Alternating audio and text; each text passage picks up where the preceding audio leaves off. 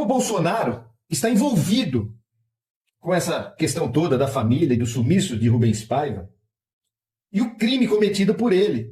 Mostraremos a vocês o que esse calhorda fez contra Rubens Paiva, contra a família dele. Tentem se colocar no meu lugar no seguinte relato. Eu estava aqui, dentro da minha casa, uma pessoa invadiu, pulou o muro, entrou aqui dentro armada, ameaçou a mim e aos meus familiares por nós sermos de esquerda. Nos ameaçou, dizia que ia nos matar o tempo todo. E a primeira chance que eu tive, eu consegui tomar a arma dele, mas ele veio para cima e eu fui obrigado a matá-lo. Esse relato é fictício, mas é um exemplo que eu quero fazer um paralelo, uma analogia com a outra história que eu vou contar para vocês. Nesse caso que eu contei para vocês, é legítima defesa. Temos isso em comum acordo. Muito bem. Esse final de semana eu ouvi que a Dilma era terrorista, porque ela lutava contra grupos militares e que ela matou o Mário Cosel Filho. Isso daí já foi desmentido, são histórias da carochinha aí, dessa família de Bolsonaros aí. Mas a partir do momento que nossa casa é tomada com um pessoal armado que quer fazer a gente engolir um regime assassino, um regime ditatorial, que vai ser muito ruim para a população, e nós temos uma visão um pouco mais privilegiada, nós vamos permitir? Quer dizer, o teu país foi tomado e você vai ficar quieto? Então a Dilma, quando ela resistiu, mesmo que ela tivesse feito algumas coisas do tipo matar soldados, vamos supor, não tem nada disso, ela não fez isso. Mas supondo que fizesse, não seria uma legítima defesa? Quem são os algozes? Quem são os bandidos? Os bandidos são os militares que tomaram o poder e que implantaram uma ditadura. Eles são os bandidos e têm que ser combatidos.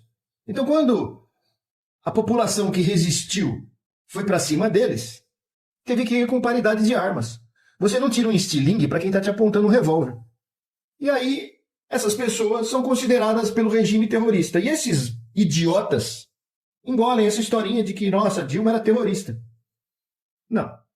Terrorista é o Bolsonaro. Ele explodiu o aeroporto, ele culparia a esquerda, implantaria uma GLO e tomaria o poder à força, implantaria um golpe. Não respeitaria a vontade do povo que se manifestou nas eleições.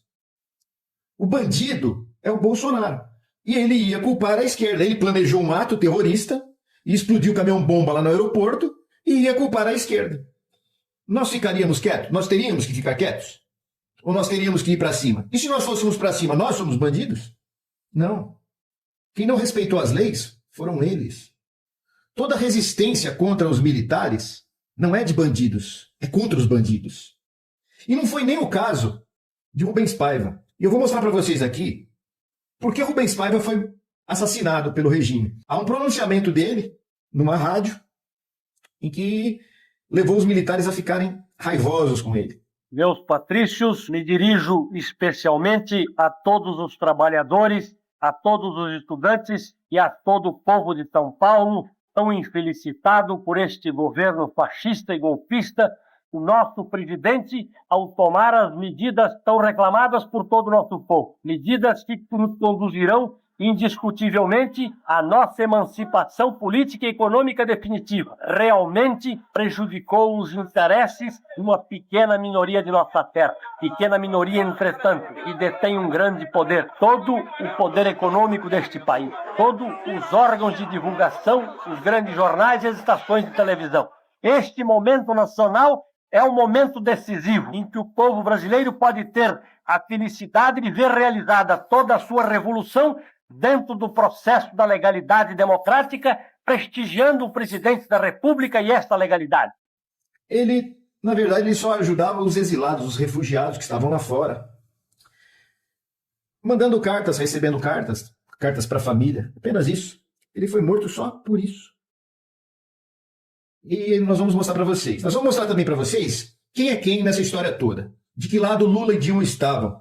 Qual foi a luta de Lula e Dilma diante dessa situação. Eu mesmo defendo a ideia que a gente deva tentar recontar a história desse país, e se recontar a história significar ir a fundo fazer uma pesquisa, por exemplo, aonde está Rubens Paiva, aonde ele foi enterrado, quem é que matou, eu acho que nós temos que ir a fundo buscar isso, e isso não é nenhum desacato, nenhuma vingança, nenhuma caça às bruxas. Isso é um ato de lealdade com a nação brasileira para ter a sua história contada tal como ela deve ser contada. Que as novas gerações mereciam a verdade e, sobretudo, mereciam a verdade aqueles que perderam familiares, parentes, amigos, companheiros e que continuam sofrendo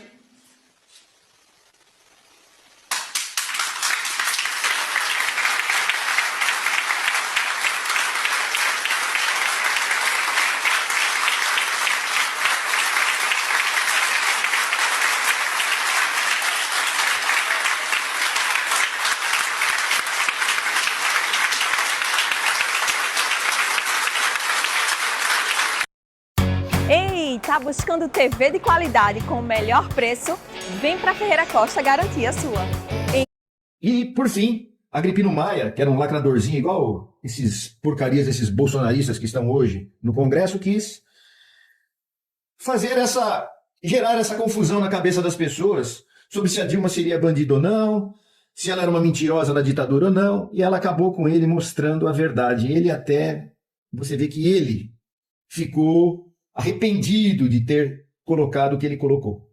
Então são histórias que valem a pena nós relembrarmos para que isso que está acontecendo hoje não se repita. O livro, o filme, Ainda Estou Aqui, é um documentário e é uma porrada no bolsonarismo. Caiu numa hora muito ruim para o Bolsonaro, em que ele vai ser julgado, e esse material do filme elucida para a população quem é Bolsonaro, quem são os golpistas, e mostra que eles não são inocentes e que eles têm sim que pagar. 17 anos é pouco para esses lixos. E eu lamento que quem foi para frente do quartel também não tenha sido preso. Porque são bandidos, golpistas. E se eles tivessem tomado o poder, quem estaria morto seria você que está aqui me ouvindo. Seríamos nós que estamos falando com vocês. Vamos lá? A gente tem que lembrar que o Bolsonaro, como deputado, ele na porta do gabinete dele tinha um cartaz com um cachorro com osso na boca que dizia: quem procura osso é cachorro. E veja, foi um dos primeiros marcos de memória, uma iniciativa do deputado Paulo Teixeira, de produzir um busto do meu pai, que é o único desaparecido político do Congresso Nacional, das duas câmaras, a Câmara e do Senado, é o único parlamentar cuja condição é desaparecido, não foi o único preso, nem ex-preso, nem ex-torturado, mas é o único desaparecido. Entre a Câmara e o Senado tem um busto de Rubens Paiva, e no dia da inauguração, lotado de gente, parlamentares de todos os partidos, minha família, amigos dele, quem podia estar em Brasília, a gente inaugurando o busto, o Bolsonaro passa na frente, no meio da família, provocando, né, como todo covarde. Não estava sozinho, ele estava com 2 armários, 2 pessoas gigantes do lado dele, e provoca, e na provocação dá uma cuspida nesse primeiro, digamos, marco e símbolo de memória e de homenagem a Rubens Paiva. E esse é um lugar que a gente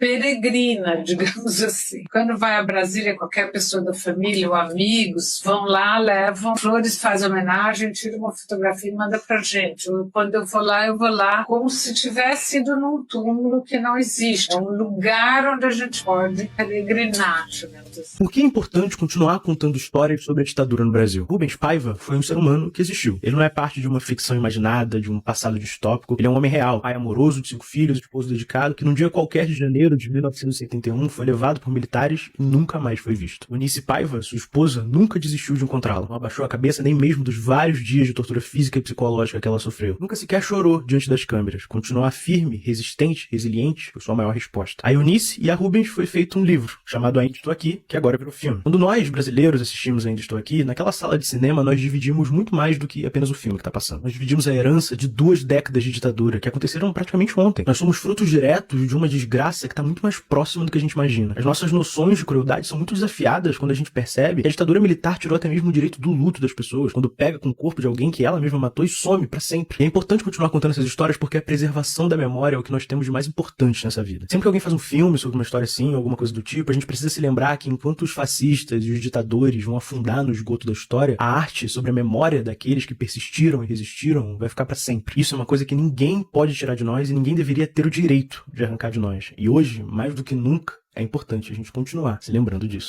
Eu sou Chico Paiva, neto de Eunice e Rubens Paiva, e estive aqui hoje no Palácio do Planalto representando a família na assinatura do decreto que cria o Prêmio Eunice Paiva de Defesa da Democracia pelo presidente Lula. A minha avó Eunice sempre nos ensinou que a nossa família era uma família entre milhares que sofreram os horrores da ditadura. E que o caso do Rubens Paiva, meu avô, ganhou as manchetes dos jornais e das revistas, mas existem outras tantas que também foram igualmente dilaceradas pelos horrores da ditadura. Então ter o nome dela atrelado a um prêmio que vai trazer à tona outras histórias de luta, outras histórias de fortalecimento da democracia, é algo que nos honra e nos orgulha muito.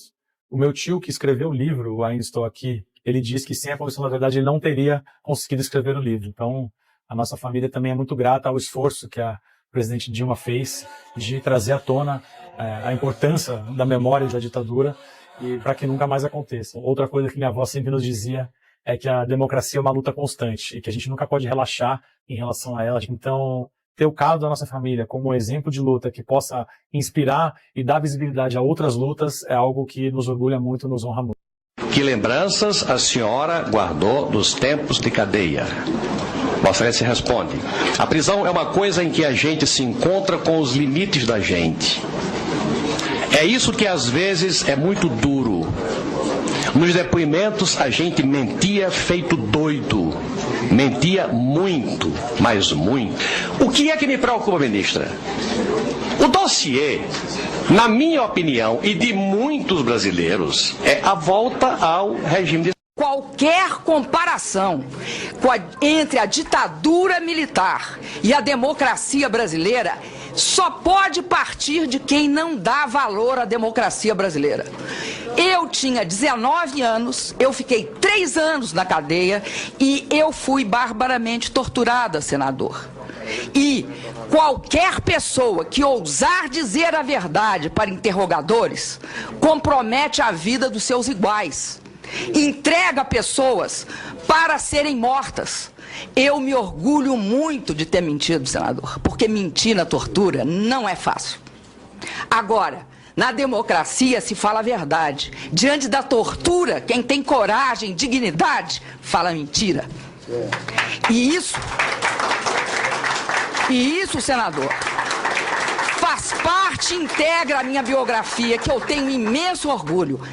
E eu não estou falando de heróis. Feliz do povo que não tem heróis desse tipo, senador. Porque aguentar a tortura é algo dificílimo. Porque todos nós somos muito frágeis. Todos nós. Nós somos humanos, nós temos dor.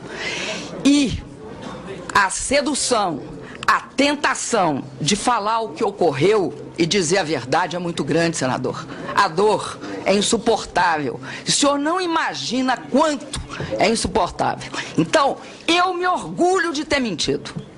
Eu me orgulho imensamente de ter mentido. Porque eu salvei companheiros da mesma tortura e da morte. Não tenho nenhum compromisso com a ditadura em termos de dizer a verdade. Eu estava num campo, eles estavam no outro. O que estava em questão era a minha vida e a de meus companheiros. E esse país, que transitou por tudo isso que transitou, que construiu a democracia, que permite que hoje eu esteja aqui, que permite que eu fale com os senhores, não tem a menor similaridade. Esse diálogo aqui é o diálogo democrático.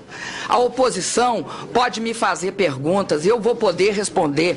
Nós estamos em igualdade de condições humanas, materiais. Nós não estamos num diálogo entre o meu pescoço e a forca, senador. Eu estou aqui num diálogo democrático, civilizado, e por isso eu acredito e respeito esse momento.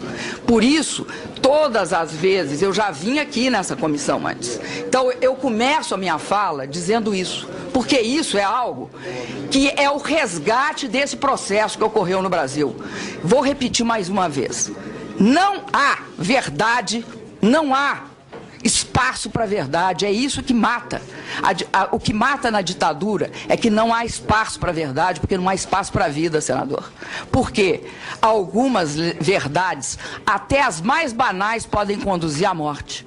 É só errarem a mão no seu interrogatório.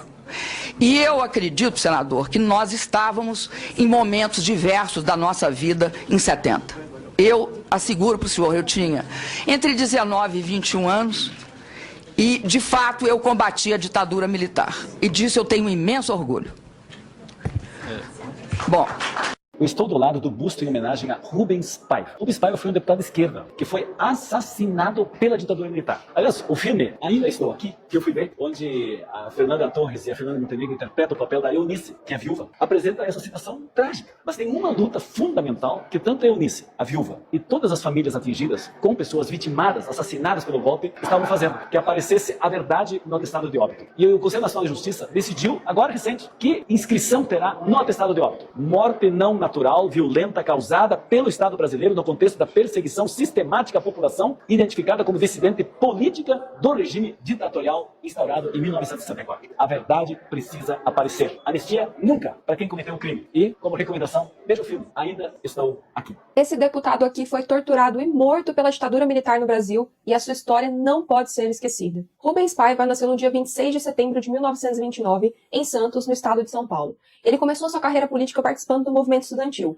enquanto estudava engenharia civil na Mackenzie, em São Paulo. No ano de 1962, o Rubens foi eleito deputado federal pelo Partido Trabalhista Brasileiro, o PTB, na mesma legenda do então presidente da República, o João Goulart. Naquele momento, as ameaças contra a democracia brasileira estavam se tornando cada vez maiores, mas o Rubens sempre esteve disposto a lutar contra a situação. Com o golpe militar já em curso, na madrugada do dia 1º de abril de 1964, o deputado fez um poderoso discurso direcionado aos estudantes e sindicalistas, pedindo para que essas pessoas resistissem à ditadura e defendessem o João Goulart. Mas por conta disso ele teve seu mandato cassado.